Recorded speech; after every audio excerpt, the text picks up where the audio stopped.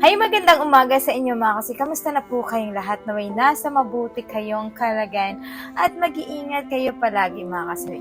Papalapit na po ang Pasko at syempre binabati ko na po kayo ng advance Merry Christmas and Happy New Year mga kasi.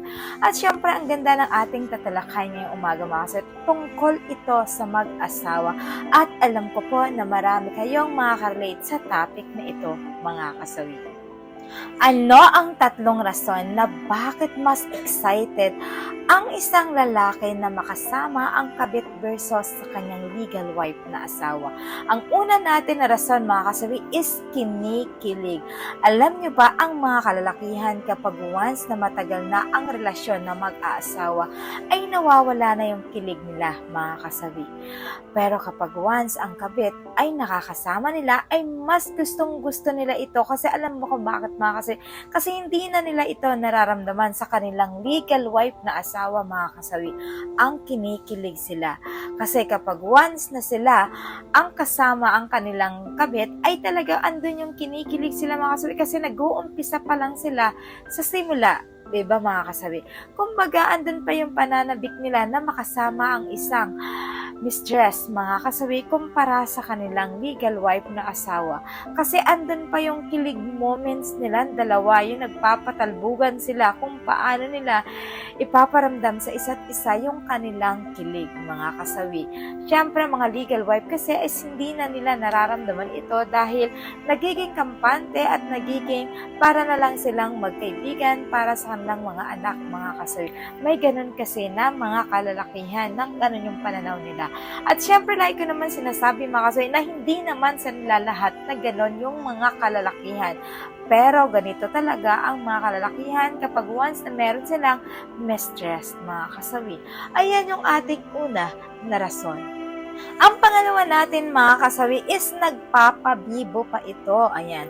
Alam niyo ba ang mga kalalakihan mga kasawi, kapag nag-uumpisa pa lang ang kanilang relasyon sa kanilang kabit, alam mo na andun yung todo effort. Alam mo yun na andyan pa yung pabibo at nagpapayabang pa ito sa isang kabit nila mga kasawi. Siyempre ang mga kalalakihan kasi kapag kabago pa yung relasyon is nagpapatagisan pa yan. Kumbaga lahat ng effort, lahat ng saya, lahat ng pag-aalala at pag-aaruga ay talagang binibigay nila sa isang kababaihan para lang makuha nila yung atensyon ng isang babae para masabi nila na talagang the best ang pagmamahal nila sa kanilang mga mistress.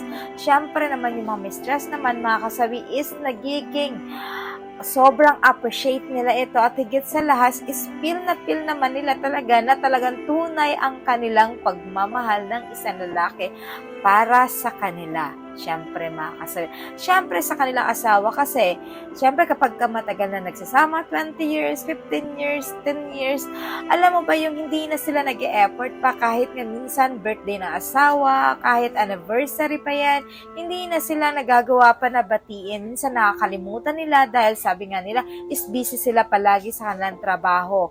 Pero kapag sa kanilang mistress naman mga kasawi is nagpapabibo pa ito. Lahat ng effort is binibigay nila sa mga kababaihan na kanilang mistress mga kasawi.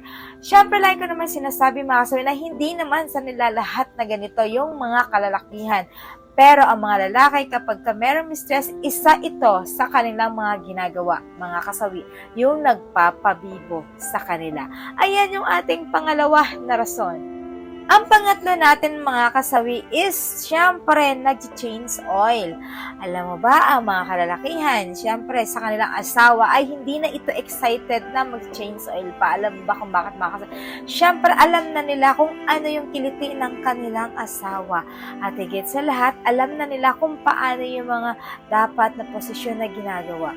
Pero sa kabit nila mga kasawi is excited sila na ito na gagawin kasi syempre, hindi pa nila alam kung ano yung una-una nilang gagawin kapag dating dito mga kasawi. Siyempre, andun pa yung pananabik nila na matikman ang isang babae.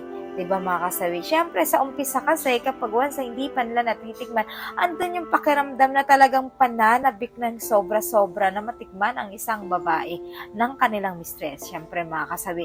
Siyempre, ang mga legal wife kasi, hindi na sila na-excited pa, hindi na sila nananabik pa dahil matagal na ang isang relasyon. Di ba sabi nga nila minsan, kapag once na matagal na ang isang relasyon na mag-asawa, minsan parang magkaibigan nilang sila dahil sa nilang anak at syempre alam mo yung nagiging maturity na sila na parang given na lang yung minsan silang na maglambingan. Basta ang mahalaga na lang para sa kanila is yung kanilang mga anak in the future, mga kasawi. Pero pagdating sa mistress, mga kasawi, syempre, andun yun talagang sobrang kinikilig sila at pananabik sila na matikman nila ang isang mistress nila, mga kasawi. Syempre, like ko naman sinasabi na iba't iba ang rason ng mga kalalakihan, mga kasawi. Pero syempre, sino ba naman yung mga lalaki na o na isang mistress na ayaw nilang pangarapin na matikman nila ito dahil syempre ang rason naman talaga nila is nagkakaroon sila ng another woman para makatikim ng ibang potahe, mga kasawi. Ayan lang po yung ating pangatlo na rason. At syempre, hindi mawawala yung aking advice sa topic na ito, mga kasawi. Syempre, sa mga kalalakihan na nakakaranas ng ganito, syempre, alam naman natin na talagang ganito yung senaryo na gusto ninyong maramdaman yung kinikilig kayo kasi andun pa sa part na parang sobrang excited kayo na matikman ninyo ang inyong mga mistress, na makasama ninyo ang inyong mga mistress kasi andun pa yung kilig. Pero lagi niyong iisipin, mga kasawi, na kapag once ba na tumagal ang inyong relasyon ng inyong mistress, sa tingin mo ba is magiging ganun din yung magiging kahinatnan sa inyong mga legal wife, di ba? Kapag once na nagsama na kasi kayo ng inyong mistress is talagang hindi na kayo may excited pa, hindi na kayo magtatago pa, tigit sa lahat yung para nagiging legal na kayo kapag once na nagsasama kayo ng inyong mistress. Lagi niyong iisipin, mga kasawi, na hindi lahat ng sitwasyon is ganito. Yung una lang yung masaya, una lang yung masarap, at tigit sa lahat, una lang yung excited. Lagi niyong tatandaan na lahat ng bagay ay meron conclusion.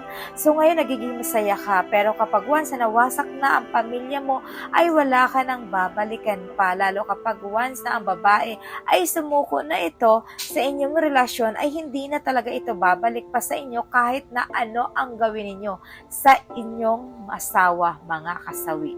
Yan lang yung lagi niyong tatandaan. Kung ayaw niyong masira ang inyong relasyon na mag-asawa at anak ninyo, ay lagi mong iisipin na pare-parehas lang naman yan. Yung pag-change ninyo sa inyong asawa, gawin na lagi niyong tatandaan kapag na out of love kayo sa inyong asawa, manumbalik kayo sa mga nakaraan. Kung paano niyo siya niligawan, kung paano ka nag-effort sa kanya at higit sa lahat, kung paano siya sinuyo para lang sagutin ka ng oo, mga kasawi. Lagi mong tatandaan na palaghan ang inyong pagsasama na mag-asawa. Kasi bibihira lang talaga sa mag-asawa ang tumatagal at nagtitiis ang isang babae. Kasi sa panahon ngayon ay wala ng martir. So yun lang yung aking advice, mga kasawi, sa topic na ito. Maraming salamat sa patuloy na pag-suporta nyo sa akin sa walang sawang pag-share at pag-comment. Sa mga hindi pa po nakapag-subscribe, mga kasawi, pwede na kayong mag-subscribe, pwede na kayong mag-follow para updated kayo sa topic ko araw-araw. Mahal kayo na inyong advisor. Bye!